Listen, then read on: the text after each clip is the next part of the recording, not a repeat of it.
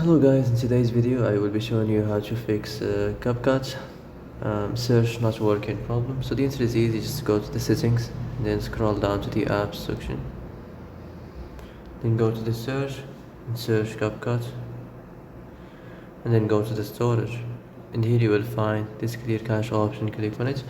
Now you can go check it if it worked, and if it didn't you can try to restart your phone or turn the Wi-Fi off and on, or the Bluetooth, or the airplane mode, or the airplane mode.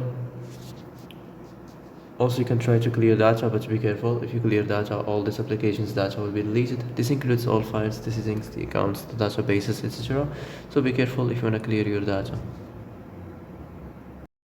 And that's it for today's video. I hope this is the answer you've been looking for. If you like this video, don't forget to like and subscribe, and see you in the next video. Thanks for watching.